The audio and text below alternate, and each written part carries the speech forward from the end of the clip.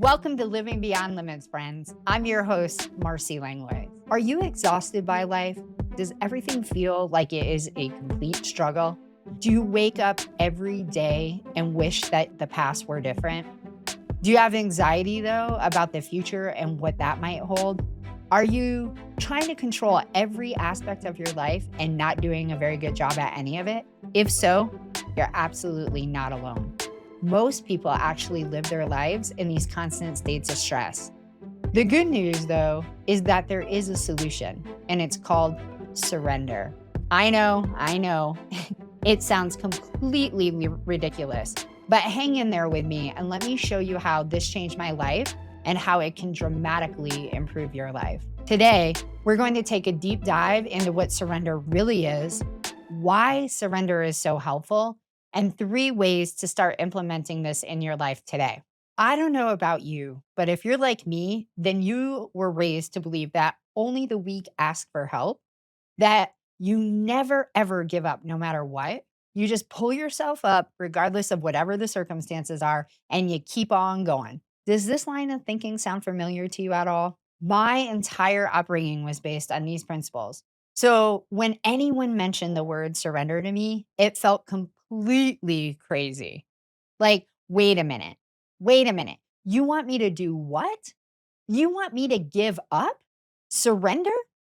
I could feel every single cell in my being revolt, just completely like revolt, against the mere idea of surrender. It was the absolute complete opposite of every single thing I had been taught to do. And I was not open to the idea at all. Well, at least until there was no other options left. I literally tried everything. I exhausted every single one that I knew. And the only thing I could actually do was to completely and fully surrender. So then, what is surrender? Not the surrender that you were brought up believing in, the one that I just described above, but that you have to be dragged behind the horse until you become willing to let go, but the surrender that will set you free. Let me be clear here, though. Surrendering is a process and it takes time and it's not a walk in the park. It can be absolutely grueling depending on the nature of what it is that you're trying to let go of. Let's take a closer look at this concept and let's see. Surrender is letting go of the illusion of control. It's so common for us as humans to think that we have control over people, places, and situations. I don't know about you, but I think if everyone will just do what I want and behave the way that I want them to, then everything would be fantastic. This showed up for me glaringly obvious when I was raising our daughter. I lived in fear all of the time that something bad was going to happen to her. So I'd spend all my time trying to control our environment to avoid anything potentially negative happening. I'd tell her, "Don't climb on the top of that jungle gym. You're going to fall off and break your arm." At night, I would lock her down, right? I'd make her curfew super early, even though she should have been able to stay out quite a bit later. She still is upset with me about that to this day. But I always wanted things to end well, right? I tried to control everything, thinking that I was protecting her. Guess what? She still broke her arm. The car still got totaled, and life experiences still happened to her. I literally had spent all of that time trying to make sure that everything was going to be okay. And then things still happened. What we're really searching for by trying to control everything is a sense of safety. Had no idea.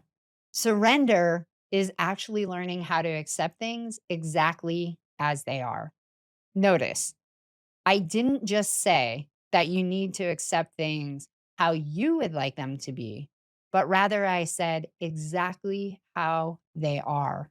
It's so important if you don't get anything else, but you get this one part. I can't tell you how many times I would think, okay, it is what it is. And then within seconds, I would start running the scenario in my mind of how it could look or be different, right? Surrender 1 second, and right back to control the next. But literally, what you have to do is acknowledge the truth of the situation, the reality of things, and then admit that the only way forward is to accept the way that things actually are. You don't have to like it. but you do have to accept that this is the nature of your circumstances. Anything less than acceptance causes the situation you're in right now.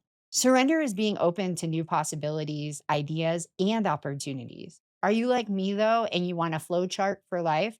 Are you looking for guarantees and predictability? Well, surrender is asking us to let go and be open to what shows up. In fact, maybe we even have no idea what's possible, right? Like the possibilities are endless if we'd let go of the control that we think we have and be open. It's inviting us to set aside our best laid plans, ideas, and theories and be open to all the possibilities that exist, which we can't even really honestly imagine. Really, surrender is asking us to trust the process of life, to take a big, deep breath and say to ourselves, you know what? It's impossible for me to have all of the answers, to be able to manage all of these outcomes for myself and others. And in addition to all of it, I'm completely exhausted. I No matter what I do, how hard I try, life is still happening. I know that you may still be feeling that knot in your stomach that's tethered to the idea of never giving up. I so get it because I felt the exact same way. But hang on and let's explore some important considerations that can dramatically improve your life if you're able to practice letting go. Why is surrender so important? And how can it really make a difference in my day to day living? I bet that's what you're wondering, right? Well, here we go. Peace. Wouldn't it be amazing to spend the majority of your life in peace? There's no peace without surrender. You're literally fighting all day, every day.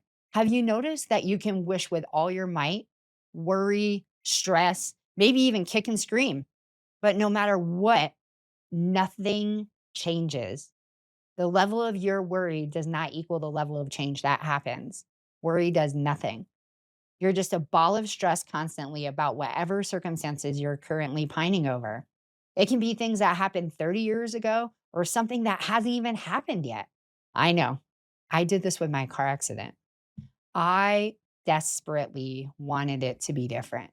Every day I woke up and I wanted to take it back, to have a do over, to rewrite the ending. And every single day I robbed myself of peace because I would not resign myself to the fact that this is exactly what happened. Yes, of course, the circumstances were horrific and the outcome was absolutely unbearable. But what was exacerbating my own mental agony tenfold was the fact that I would not simply say to myself, I give up and I accept that this is what happened. No matter how much I want this to be different, this is not changing. There's no do over and there's no rewrite. This reality that you've woken up to today, this is it, Marcy. This is all that you get. So now what? How will you move forward from here? That's what surrender looks like. The next huge impact that surrender can create is a sense of freedom. I had no idea that it would be so freeing to let go, but it is incredibly amazing once you get there. Surrender alleviates the need to be in control and in charge. When I was able to admit that I didn't know what was best for everyone else, which it took a long time to admit that I had no control over the future and that the past could not be changed, it was like lifting a mountain off from my shoulders. There was nothing left here for me to do. Like literally, the only thing left to do was to live my life, to do what I wanted and know that things were going to happen, things that are painful and feel extraordinary, and that no amount of worry or the illusion of control on my part would change any of it. That whatever was going to be was going to be. Wow. Complete and total freedom. It feels like when you hand in your keys at a job that you no longer wanted to work at. And as you walk out the door, you feel the weight of the world just lift off your shoulders because you're like, oh my God, not my circus and definitely not my monkeys anymore.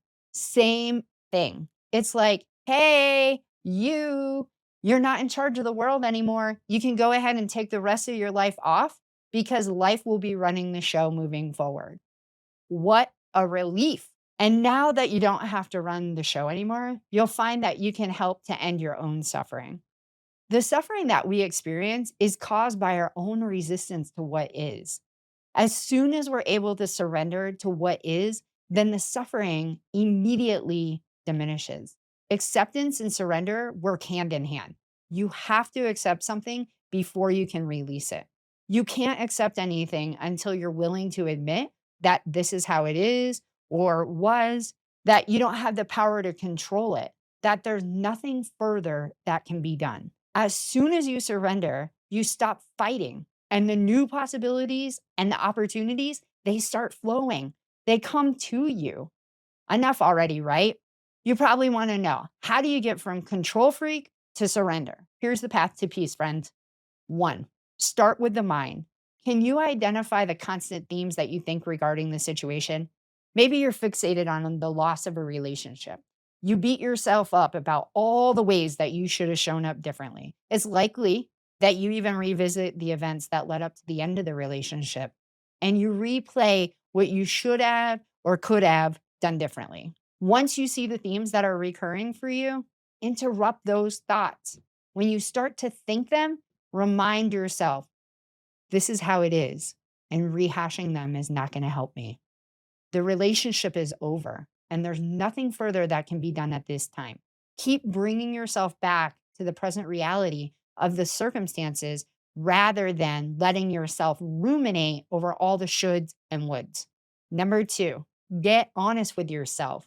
Admit that what you are doing isn't working, even though you're trying so hard. Notice how the more that you long for things to be different, that you end up actually feeling worse. Acknowledge all of the ways that you've tried to change things and note nothing's changed. Recognize how much pain and discomfort you have put yourself through by wanting things to be different, yet nothing's changed. This should create a willingness to do it differently. Number three, release all expectations. I know this is a doozy. If you're like me, you have a plan for everything, but there's no freedom in that. Our expectations set us up to be disappointed when things don't work out according to the plan.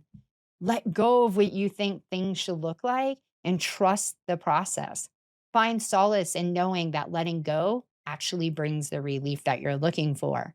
Be open and curious about all of the possibilities, even the ones you can't imagine. Number four, let go. Give up, give in. Know that no matter how much you want it to be different, that no amount of wanting will change anything at all. Friends, we've looked at the old definition of surrender that we were all raised with, and then looked at new ways to view surrender that will bring freedom. We've examined 3 ways that surrender is important in your life, and finally, how to actually work through the process of surrendering. I want to provide some words of inspiration because I know how overwhelming just the thought of surrender can feel. Truly, though, it has made a difference between life and death for me, and now has become a regular practice that I implement in my daily life because it brings me peace. I would love to hear from you about your experience with surrender. So please message me on social media or my website at marcylanglois.com. If you felt like this episode was helpful or insightful, please share it with your friends and family. Follow me on YouTube, TikTok, or Facebook for tidbits in between episodes. Have an amazing week. We will see you next Thursday for our next show.